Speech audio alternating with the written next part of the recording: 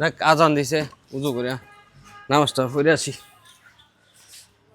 আল্লাহ আল্লাহ উজুটা কইরা নামাজটা পড়ে দেখ উজুটা কইরা তাড়াতাড়ি যাই নামাজটা পড়ে।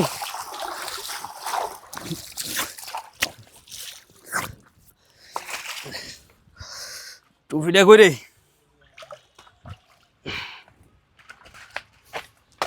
আসসালামু আলাইকুম ভাই। ওয়ালাইকুম আসসালাম। একটা কথা বললাম বলে, জি বলেন। শিক্ষা জানা বোঝার কোনো শেষ নাই। জি জি বলেন।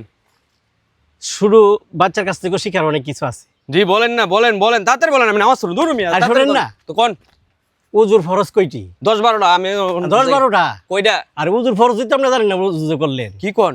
উজু কিভাবে বলতে হয়, উজু কিভাবে করতে হয়, শিখার অনেক কিছু আছে। আচ্ছা উজুর ফরজ ছিল 4টি। হারি উজু কিভাবে করা হয়, কিভাবে করতে হয় শুদ্ধভাবে, সই শুদ্ধভাবে আমার ছেলে আপনাকে দেখাই দিবে। তুমি পারবা বাবু? ঠিক আছে তাহলে দেখাও তো।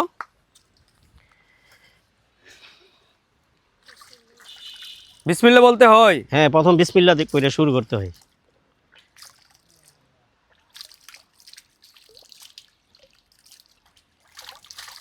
আরে এত খুব সুন্দর কইরা কবজি দইতাছে, নাকে পানি দিতেছে, মুখ দইতাছে। এত ধীরে স্থিরে উজু করতে হয়? একবার শান্তভাবে। শুধু পানি দিয়ে ভিজাইলে আমি তো ভাবছি হয়ে যায়। নামাজের মেইন হলো উজু। উজুটা সই শুদ্ধভাবে না হলে আপনি নামাজ কিভাবে পড়বেন?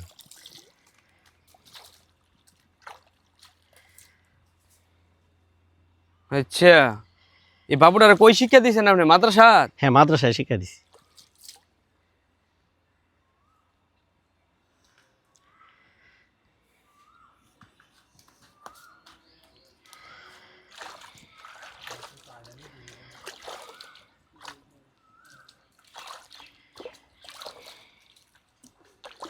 এটাই উজুর নিয়ম?